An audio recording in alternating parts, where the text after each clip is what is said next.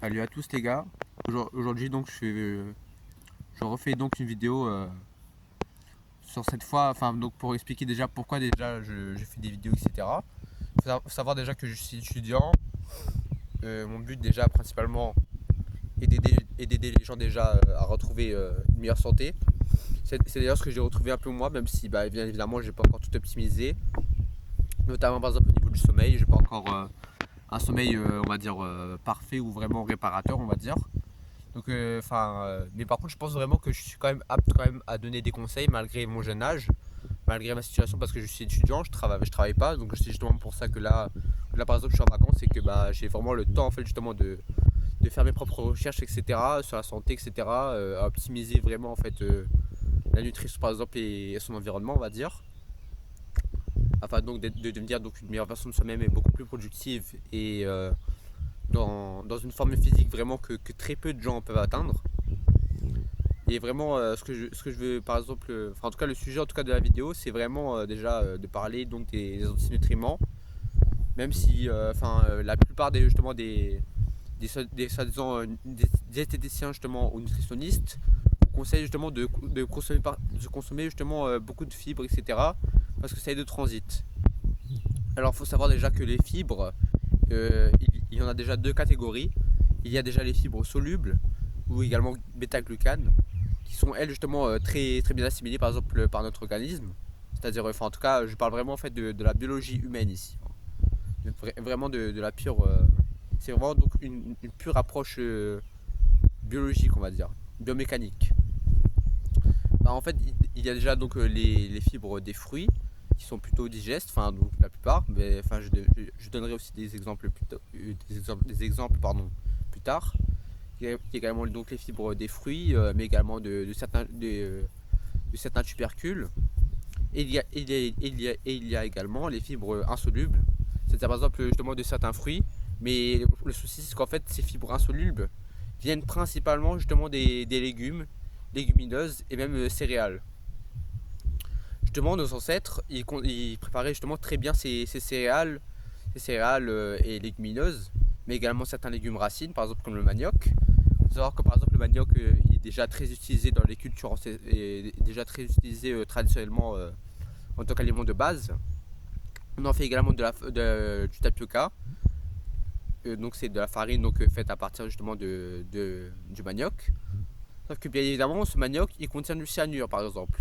Le cyanure, tout le monde sait d'ailleurs que c'est vraiment un poison mortel. Et pourtant aujourd'hui tout le monde consomme encore du manioc et même de plus en plus de gens commencent à consommer également du tapioca. Il faut savoir qu'en fait justement c'était en fait des moyens en fait des plantes pour se défendre, que ce soit les poisons ou même justement les antinutriments.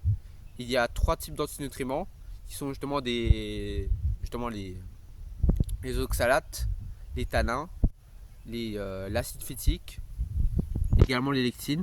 Et après il y en a même encore d'autres, mais ceux-là ils sont vraiment beaucoup moins importants et dans certaines mesures ils peuvent même améliorer votre santé, comme les flavonoïdes par exemple. Au niveau des lectines, par exemple, c'est principalement contenu dans les légumineuses. Et le souci en fait des lectines, c'est qu'en fait, bah, déjà, est-ce que déjà, j'ai une question déjà à vous poser, est-ce que pour vous, ce serait correct en fait de consommer déjà des légumineuses et des grains crus, on va dire, des céréales crues? Bah non. Bah, en fait, c'est tout simplement normal parce que c'est même pas adapté en fait à la biologie humaine à la base. Et en fait, nos ancêtres, même s'ils consommaient ça, déjà, ils ont consommé peut-être comme base. Enfin, et en fait, déjà, ils sont très riches en glucides, ces grains. Mais surtout, ben, ils savaient déjà correctement les préparer. Et d'ailleurs, justement, la plupart des plantes justement, qu'on consomme aujourd'hui n'étaient même pas présentes à l'état sauvage il y a quelques millions d'années avant la révolution néolithique, justement. La révolution néolithique, c'est donc justement une période où l'espèce humaine a donc commencé à domestiquer à la fois les plantes, comme les céréales, justement, le blé, l'orge et encore d'autres, mais également mais également le bétail, par exemple, justement le bétail, qui d'ailleurs aujourd'hui est élevé justement d'une très mauvaise manière, c'est-à-dire principalement nourri de maïs et de soja en Occident, qui rend donc d'ailleurs le gras justement à la fois des œufs et de la viande pro-inflammatoire dans la plupart des cas. Et bref, en tout cas, je m'éloigne un peu du sujet, mais en tout cas, la plupart, par exemple, des légumes, principalement, c'est d'ailleurs pour ça que je ne consomme pas des légumes, car en fait, ils ne sont absolument pas essentiels, en fait. Enfin, en tout cas, la plupart d'entre eux. Par exemple, il y a certains légumes, par exemple, qui sont utiles, par exemple, dans certains cas, comme la carotte, surtout. La carotte, c'est d'ailleurs un des seuls légumes d'ailleurs que je pourrais consommer. Ça fait partie d'ailleurs des légumes racines. Pourquoi? Parce que en fait, elle a des propriétés, on va dire anti-œstrogéniques, c'est-à-dire qu'en fait, elles peuvent en fait vous aider en fait à détoxifier les œstrogènes, c'est-à-dire les hormones justement qui sont absolument présentes partout à cause justement des perturbateurs endocriniens de votre corps, ce qui peut donc permettre donc à équilibrer en fait vos hormones, on va dire, mais également à soigner donc votre thyroïde, qui est donc une glande qui se situe juste ici, au niveau de la pomme d'Adam. Et donc cela donc, peut donc vous aider donc à fixer votre santé générale, la thyroïde. Donc la thyroïde c'est très important. Et justement les antinutriments ont un effet principalement vraiment néfaste en fait sur la thyroïde. Même si après bien évidemment il s'agit également de préparation. C'est-à-dire par exemple en fait il y a les trois techniques ancestrales qui sont le trempage, la fermentation, puis la cuisson, qui sont donc essentielles en fait. En fait cela en fait déjà on fait tout ça en fait déjà pour éviter déjà déjà les effets néfastes de certains végétaux. Pourquoi parce que déjà dans la nature principalement, très peu de végétaux sont comestibles. Environ 90% des végétaux ne sont pas comestibles. C'est pour ça justement que nos ancêtres justement ils ont pu justement tester justement ce qui était comestible ou non. Et en tout cas après il faut également en fait voir déjà un certain retour sur investissement.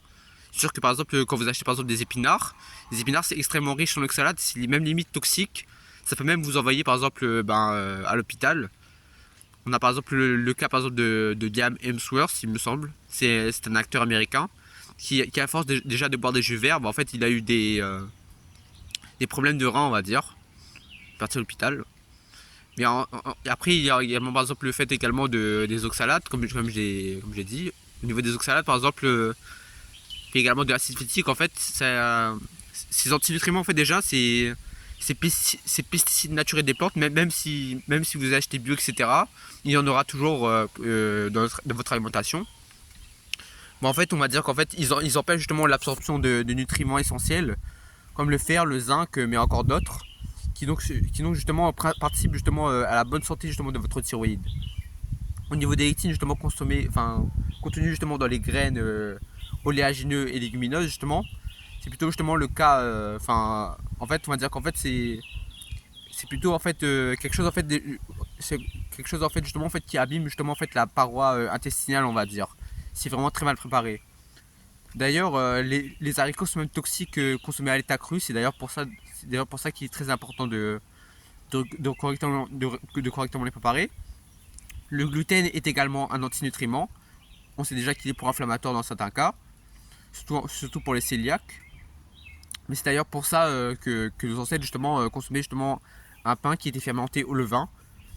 Et donc le levain justement c'est un mélange justement de farine et d'eau fermentée, permettant justement de prédigérer en fait le gluten, mais également les fibres insolubles, car les céréales justement contiennent également des fibres insolubles, comme les légumineuses, mais également la plupart des légumes justement, afin justement de prédigérer le pain justement. Et d'ailleurs c'est pour ça que le pain au levain est toujours cuit et jamais consommé cru justement. Enfin, c'est pas vraiment logique, on va dire. Bon, donc en fait, revenez vraiment en fait, à consommer justement ce qui est traditionnel, également à bien préparer vos légumes. Et sachez qu'en fait déjà le slogan 5 fruits et légumes par jour, en fait c'est vraiment un slogan vraiment pour limite vous asservir ou alors justement en fait vous carencer en fait volontairement. En tout cas, légumes, en tout cas c'est vraiment pas un domaine dans le cas en fait un domaine dans lequel en tout cas j'investirais à part par exemple certains légumes comme les carottes, parce qu'ils sont pas tous néfastes pour la santé, les légumes, mais c'est juste que la plupart d'entre eux, mais également les grains et graines et oléagineux sont donc plutôt justement à réserver justement pour les animaux, car les animaux justement en fait ils se sont adaptés proprement justement à consommer justement euh, les aliments justement riches en antinutriments, en tanins, etc. Grâce par exemple à des adaptations biologiques, par exemple au niveau de la poule qui a un jabot justement pour l'aider justement à briser justement la cellulose des graines, etc. Et justement à aider justement à bien extraire tous les nutriments justement d'une plante, malgré que cette plante est même contre-productive. Il y a également les ruminants d'ailleurs qui ont un système digestif complexe.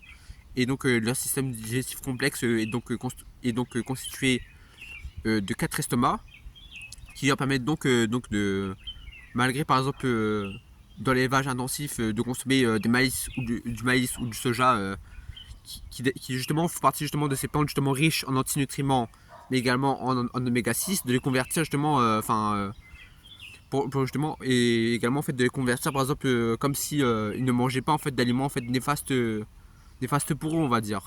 Même si justement en fait ça dépend principalement également des animaux, etc., de comment ils ont évolué. Une vache par exemple en fait elle est vraiment faite en fait, pour manger de l'herbe dans la nature. Les poules par exemple, contrairement à ce qu'on pense, elles sont également principalement faites pour manger des herbes, mais également des insectes, etc. Elles sont omnivores.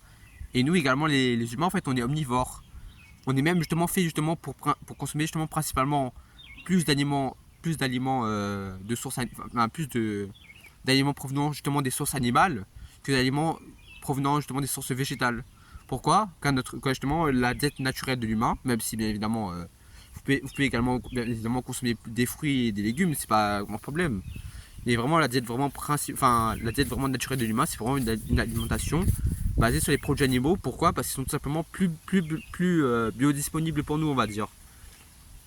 Et c'est donc beaucoup plus compliqué justement de nous carencer justement par une alimentation justement basée justement sur les sources animales que basée justement sur les sources végétales. C'est d'ailleurs pour ça qu'on vous répète à chaque fois justement de manger assez de fibres. En réalité, c'est pas réellement le cas. Et enfin, donc, je vais vous terminer donc par une petite liste euh, de végétaux, donc d'ailleurs, par rapport justement aux fibres solubles et insolubles. Les fibres solubles, c'est donc les fibres, on va dire, bénéfiques pour nous. Les fibres insolubles, c'est donc les fibres contre-productives et même justement qui peuvent provoquer même des ballonnements, mais également de l'indigestion. Enfin, en tout cas, je mettrai vraiment en fait mes sources en fait dans la description. Et par exemple, les fibres solubles, par exemple, c'est justement plus justement dans les patates douces bien cuites, bien évidemment, car ça reste quand même un tubercule et la peau justement est très riche en oxalate. Donc c'est vraiment une question vraiment de cuisson, mais également de préparation. Également fibres solubles également l'avoine qui est donc très riche en bêta-glucane, une fibre soluble et même peut-être bénéfique pour l'intestin. Également les fruits, tout ce qui est fruits, etc. L'avocat, quelques solanacées, bien évidemment, les solanacées bien évidemment bien préparées.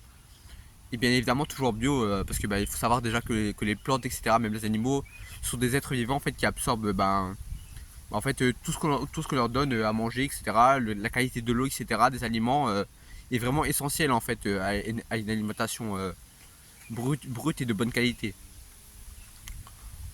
Et également au niveau par exemple des fibres insolubles, on a par exemple les céréales justement non bien préparées, justement céréales crues justement, comme par exemple le blé aujourd'hui, le blé moderne on va dire aujourd'hui, qui est vraiment absolument pas bien préparé. Mais également d'autres céréales, également les haricots, etc. Et donc la plupart des légumes, surtout comme les épinards, qui sont vraiment absolument à éviter. Et également comme le brocoli. Les épinards, le brocoli et même le chou, en fait, certes, ce sont des aliments qui font déjà partie de notre quotidien, mais en fait, ce sont pas en fait des aliments en fait qui vont vous rapporter en fait un bénéfice en fait sur investissement, on va dire. Il n'existait même pas avant la révolution néolithique, dites-vous.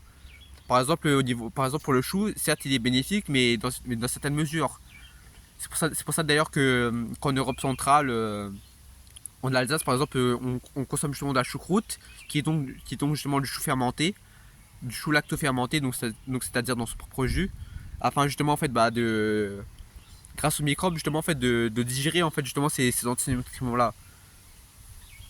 Il y a également enfin le kimchi par exemple, justement qui est du chou fermenté mais également assaisonné avec du sucre ou même du miel en fait. Enfin bon, par exemple en Corée justement, ça permet justement en fait déjà de nous apporter également certes de la vitamine K2.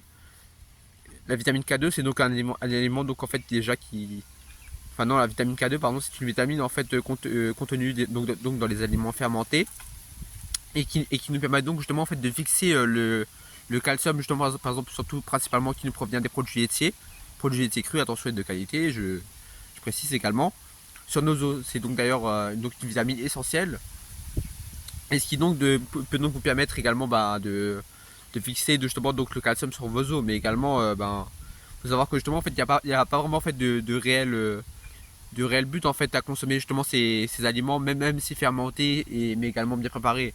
Enfin, c'est pas vraiment essentiel, on va dire. C'est pas comme les produits laitiers qui sont réellement c'est pas non plus comme les produits laitiers ou le poisson qui sont vraiment riches en oméga 3 et surtout également qui nous permettent également en fait d'avoir un bon développement physique, on va dire, mais également d'autres ressources animales par exemple comme les œufs qui sont très riches en choline, nous permettant d'avoir justement de meilleures capacités cognitives.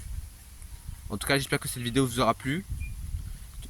J'espère en tout cas vous portez bien et à la prochaine.